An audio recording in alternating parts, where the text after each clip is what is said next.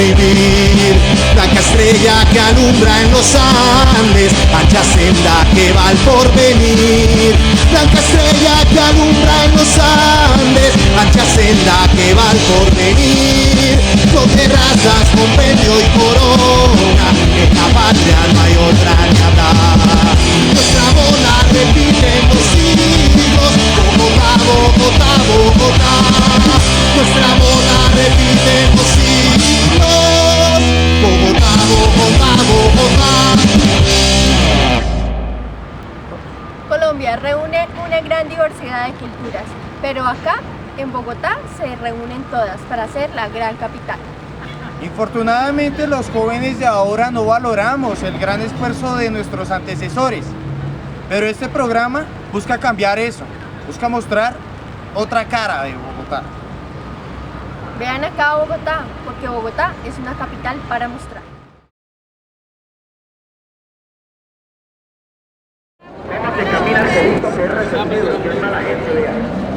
En el centro de Bogotá, la carrera séptima ha sido testigo, ha dejado huella de muchos hechos históricos que han conformado nuestra nación. Se ha vestido de oro, de gloria, pero también ha sido víctima de tragedia y de sangre histórica, una de las caras de la séptima. Sin lugar a dudas, la más importante de todas por la historia que tiene es la carrera séptima. Muchísimo antes de 1810, empezó a llamarse la calle real, en donde únicamente pasaba el virrey y por eso se llamó la calle real. Pero el rey simplemente se desplazaba hasta donde lo que hoy es San Francisco. Nadie más podía pasar por esos lados. Por eso los criollos también empezaron como a molestarse un poco, porque la gente no podía circular. Cuando se produce ese grito revolucionario, en donde hay una cantidad de contradicciones, muchos que están hablando del Bicentenario estaban diciendo que Simón Bolívar estaba por estos lados. Él ni idea tenía que lo que estaba pasando en Bogotá, porque él estaba ya en Caracas. Se había encontrado en Cumaná con el señor Sucre, entonces ni siquiera él no tenía idea. Más adelante sí, 4 o 5 años después, en ese proceso de la patria boba, él ya fue entendiendo qué fue lo que pasó, y por eso dicen que él fue el que consolidó la independencia en 1816, 1819, con el Pantano de Vargas, con lo que pasó en el puente Boyacá. Pero entonces por eso los criollos se molestaron un poco, porque lo que estaba pasando, los enviados por el rey, estaba el virrey, entonces ese pedazo, ese segmento que no era absolutamente nada, era un poco de tierra, ni siquiera estaba empedrado, era la calle real.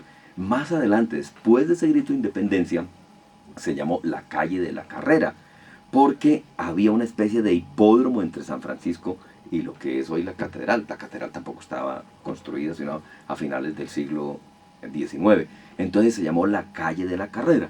Después se llamó la calle del Norte, que muy pocos historiadores la tienen en cuenta ahí, porque era precisamente esa calle Carrera convertida en carretera que iba hasta la otra provincia cuya capital era Tunja. Por la carrera séptima, entre la Plaza de Bolívar y la calle 26, han transcurrido los principales hechos históricos de nuestra nación, desde el grito de independencia hasta los más crueles y sangrientos episodios que han enlutado al país.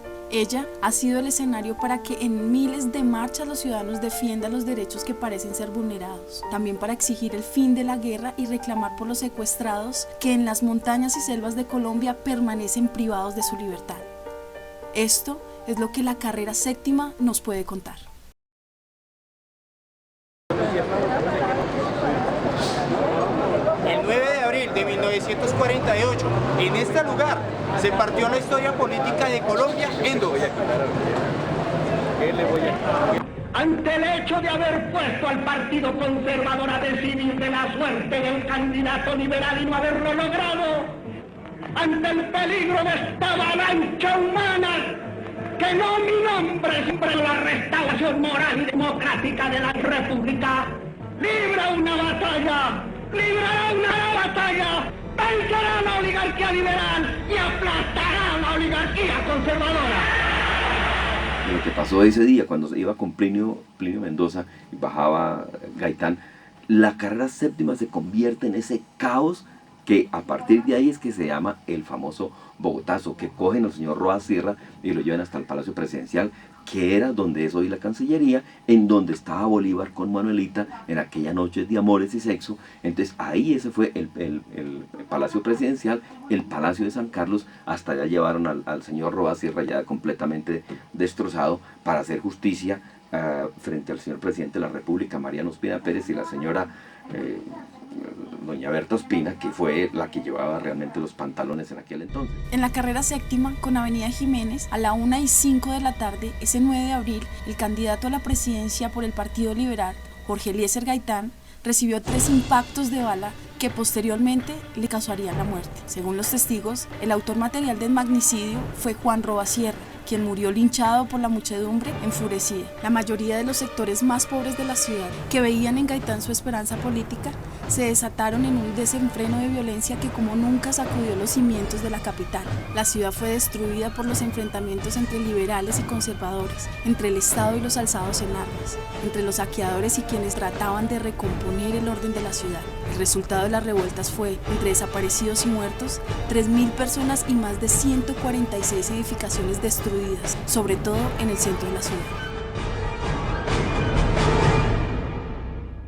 Pero también ahí en esa carrera séptima ocurrieron unos hechos absolutamente lamentables. Por ejemplo, una serie de asesinatos, casi un genocidio en la época de Gustavo Rojas Pinilla en la calle 12 con carrera séptima, que fueron asesinados estudiantes. Entre ellos estaba Uriel Gutiérrez, porque era un homenaje a él, pero era un homenaje también a Bravo Páez, que fue asesinado en 1928.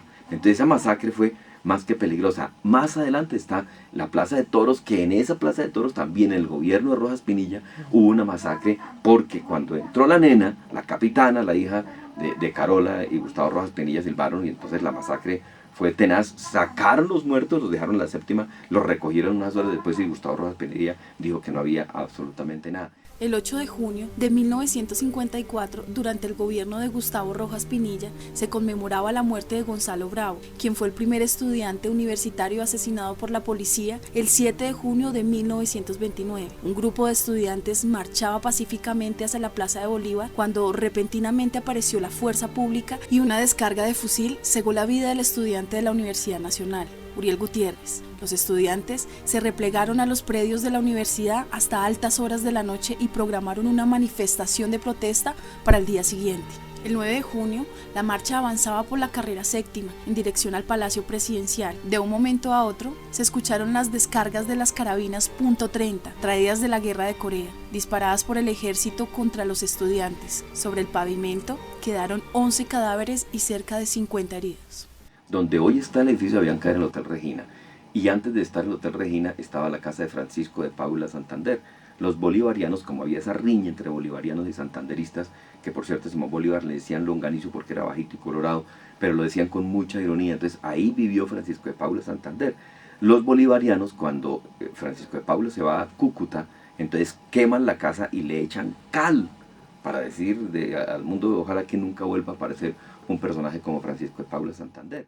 Pero no solo este sitio es histórico por lo referido sobre el general Santander y el desaparecido Hotel Regina, sino porque el 23 de julio de 1973 se produjo el incendio del edificio Avianca, el cual comenzó en el piso 14 y se propagó hasta el último. Ante la imposibilidad de controlar el fuego, los equipos de salvamento se dedicaron al rescate de los ocupantes del edificio. Solo se produjo una víctima fatal.